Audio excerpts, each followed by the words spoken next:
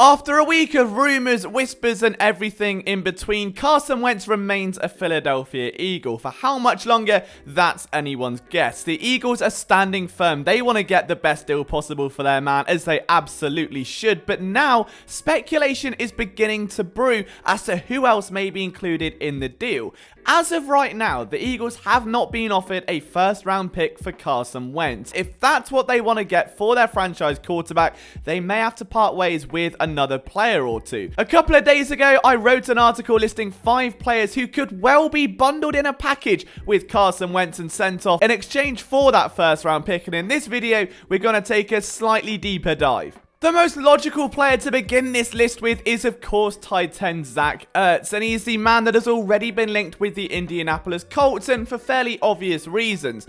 Indy has a hole at tight end. MALIK is a free agent, Trey Burton is a free agent, and that leaves only Jack Doyle on the roster, who I like, but injuries have been a factor in the past, and consistency hasn't always been on his side. Now, Frank Reich has obviously got the best out of Carson Wentz in the past, but let's not forget in 2017, that iconic near MVP season from Wentz, ERTZ set a career high in yards per reception and in touchdowns shortly before a year in which Wentz was criticized for actually targeting ERTZ too much. Now, if you're the Colts, and if you're a team who are clearly on the edge of making a deep playoff run, you've got a great defense, a strong offensive line, a brilliant running back room, all you need is a franchise quarterback and a leading tight end. You're going to get one of the best duos in the league when they're on form. The question is, can they get them back to form? And that's where the value of this is going to come in.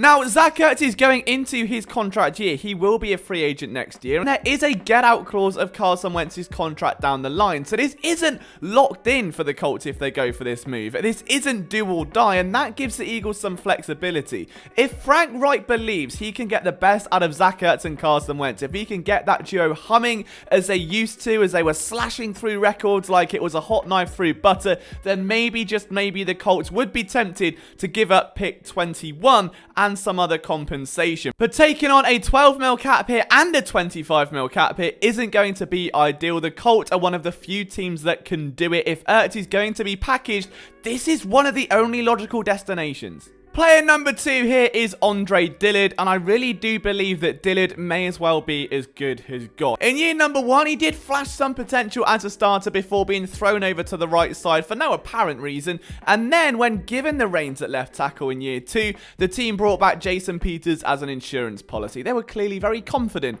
in their former first round pick. Dillard then tore his biceps in the offseason, and the rest, as they say, was history. Jordan Mailata steps into the fray, dominates, and shows that, hey, even as a 7th round pick, as someone that has learned under Jeff Stoutland, he is ready to take on that starting role.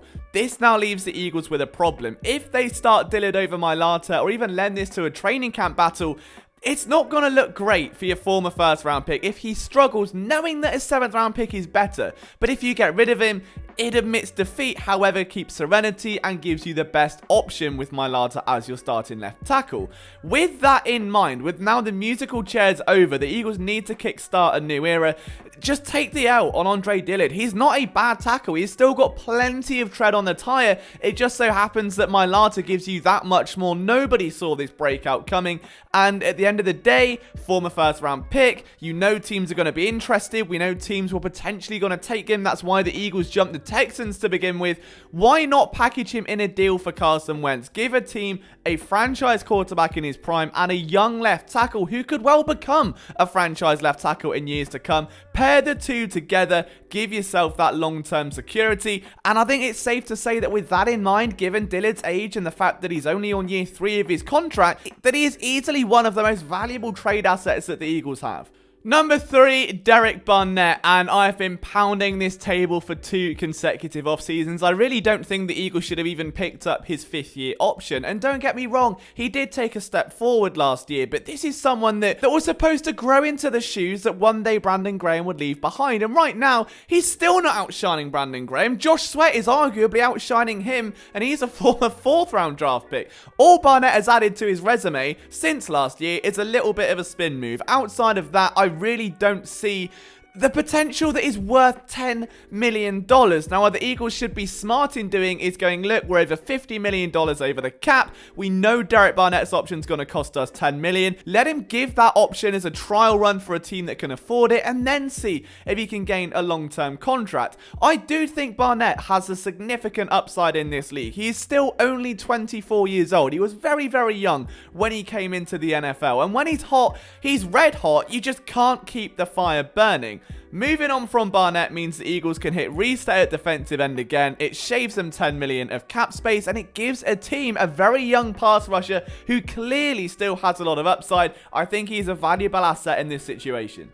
The next one should be kind of obvious in the way of Malik Jackson. This is all but really guaranteed after a recent contract restructure brung his value down to $4 million. And it's a shame because for the opening quarter of the season, the guy was a wrecking ball when Fletcher Cox and Javon Hargrave really weren't doing much of anything. However, keeping 3 highly paid defensive tackles makes no sense. I still don't really know why they brought Javon Hargrave in after paying Jackson just one off season before. That was very short-sighted. So Jackson's likely on the way out. He's still very young. He's in his prime. I think he again would probably benefit from a change of scenery where he's not going to be a third rotational defensive tackle because he's clearly much better than that. And at $4 million, that is a bargain for the right team. So very, very appealing asset there. And finally, a player I think most people have genuinely forgotten is still on the roster is Marquise Goodwin. Now, if you remember back to last year's draft, he was involved in a trade used as a sweetener for a very late draft pick. Now, he's sat out the 2020 season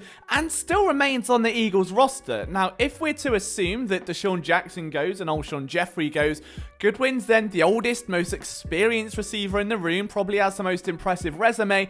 And again, if you're trying to get a team who you've leveraged in a 5th round pick and you want that 4th because you've got your eyes on a certain prospect, you throw him in, you raise the price up just that little bit. That's the sort of thing I think we're going to see with Goodwin. He is no way in the same conversation as a Barnett, as an Andre Dillard, as a Zach Ertz, but I do think he does have some trade value, and I think that if you're going to throw him to a team who maybe aren't in a position to land one of those big 4 receivers, it's a nice speedy option. You know what you're getting. It's a cheap reclamation project. I think there is a slight chance he's moved in a deal as well.